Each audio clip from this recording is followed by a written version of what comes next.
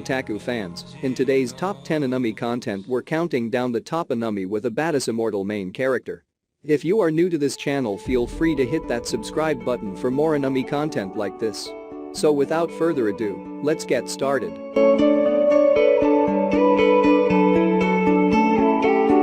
Shuichi Kagaya is what one would consider an average high school student, but sometimes, he turns into a monster.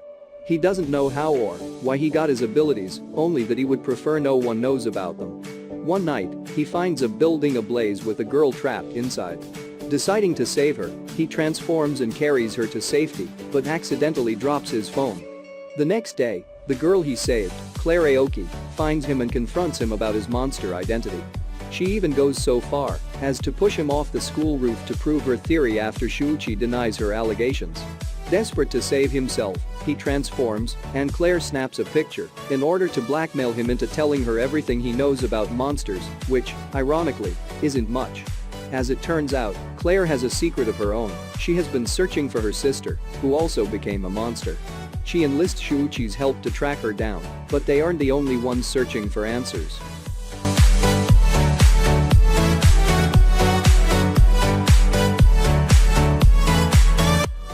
Hidden in plain sight, spirits known as yokai inhabit the world.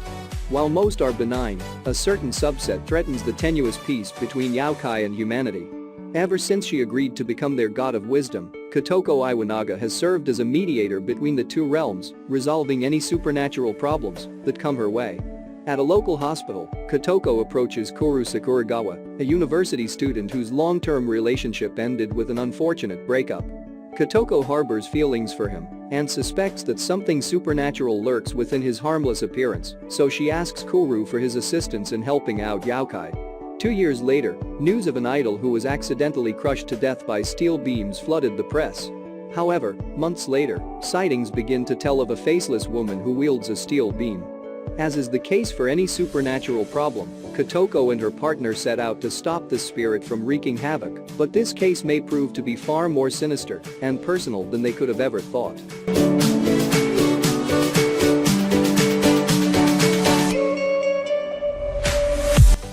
Manji is an infamous swordsman in feudal Japan who is known as the 100-man killer, as he has killed 100 innocent men. However, there is something far more frightening than his ominous reputation, the fact that he is immortal. This is the handiwork of 800-year-old nun Yabakuni, who placed bloodworms capable of healing almost any wound in Manji's body. To atone for his crimes, Manji resolves to kill 1,000 evil men. Yabakuni agrees to this proposal, saying that if he succeeds, she will undo his curse of immortality. Soon after this promise, Manji meets Rin Asano, a 16-year-old girl who requests Manji's assistance in killing those who slaughtered her parents. Initially reluctant, Manji refuses Rin's desperate plea. However, owing to her evident lack of strength, Manji changes his mind and agrees to protect Rin for 4 years. With this partnership set in stone, the two embark on a perilous journey of bloodshed, vengeance, and redemption, each to fulfill their own life's cause.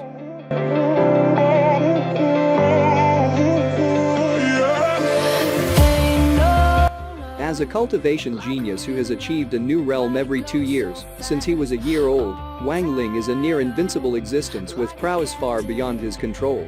But now that he's 16, he faces his greatest battle yet, senior high school. With one challenge after another popping up, his plans for a low-key high school life seem further and further away. Won't you please stay a bit longer? You're making me stronger, making me stronger. Stay a bit longer. You're making me stronger, making me stronger. Koju Akatsuki's days as an ordinary high school student in the demon district of Itagami Island come to an abrupt end after a fateful encounter leaves him with the remarkable abilities of a vampire. It isn't long before he is thrust into the center of attention when it is discovered that he is the fourth primogenitor, an immensely powerful vampire whom most consider to be merely a legend. Fearing Koju's destructive potential, the Lion King organization sends in an apprentice sword shaman, Yukina Himaragi, to monitor, and should he become a threat, kill the boy demon deemed the world's most powerful vampire. Forced together by circumstance, the two form an unlikely alliance as Koju comes to terms with his abilities and they both struggle to protect the city from various emerging chaotic forces.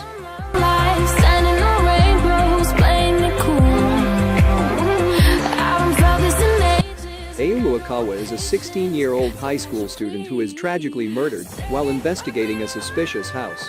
However, he soon awakens next to a strange armored girl called Euclid Helsing. She reveals herself to be a necromancer who has revived Ayumu, consequently turning him into a zombie. Now immortal, Ayumu sets out to hunt down his killer. One day, while searching in a cemetery, he encounters a boisterous young girl named Haruna, who is fighting a bear with a chainsaw while dressed as a magical girl. After she kills the beast, Haruna attempts to erase Ayumu's memories of her, but he instead absorbs her magic for himself. Stripped of her powers, Haruna now orders Ayumu to take up her role of hunting strange creatures known as megalo, monsters that roam the human world and terrorize the population. Korwa Zombie Dezuka follows the daily antics of the human-turned-zombie Ayumu as he begins his new, ludicrous life where the supernatural becomes the norm. You're making me stronger, making me strong. Stas Charlie Blood is a powerful vampire who rules the eastern district of Demon World. According to rumors, he is a bloodthirsty and merciless monster, but in reality, Stas is just an otaku obsessed with Japanese culture and completely uninterested in human blood. Leaving the management of his territory to his underlings, Stas spends his days lazing around, indulging in anime, manga, and games. When Fayumi Yanagi, a Japanese girl, accidentally wanders through a portal leading into the demon world, Stas is overjoyed. But just as he is starting to feel an unusual attraction to her, his territory is attacked, resulting in Fayumi's untimely death. She turns into a wandering ghost, and the crestfallen Stas vows to resurrect her as this would mean being able to travel to the human world, something he has always dreamed of. Blood Lad follows Stas and Fayumi, soon joined by the spatial magician Belle and the half-werewolf Wolf, as they travel to find a magic that can bring humans back to life.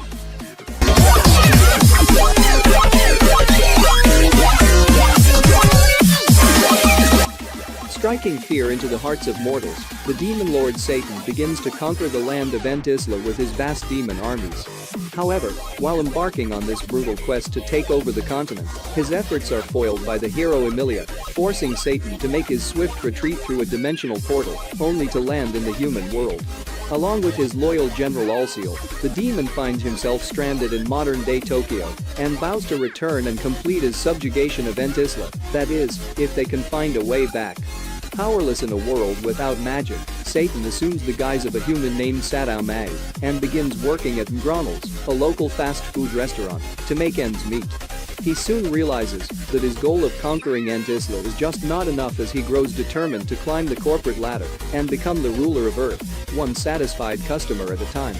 Whether it's part-time work, household chores, or simply trying to pay the rent on time, Hataraku Mayu-sama presents a hilarious view of the most mundane aspects of everyday life, all through the eyes of a hapless demon lord.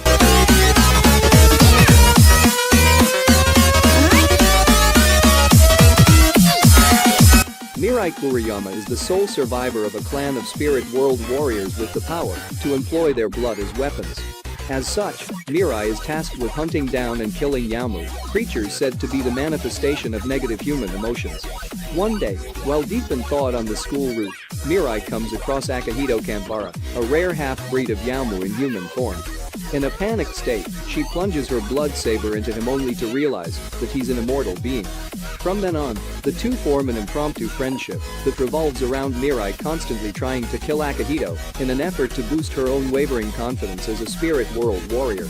Eventually, Akihito also manages to convince her to join the literary club, which houses two other powerful spirit world warriors, Harumi and Mitsuki Nace. As the group's bond strengthens, however, so does the tenacity of the Yamu around them. Their misadventures will soon turn into a fight for survival as the inevitable release of the most powerful Yamu, Beyond the Boundary, approaches.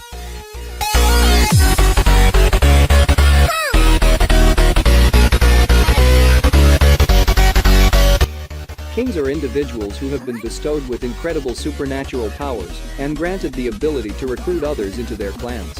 Protecting the lives and honor of their clansmen is an integral part of the king's duties.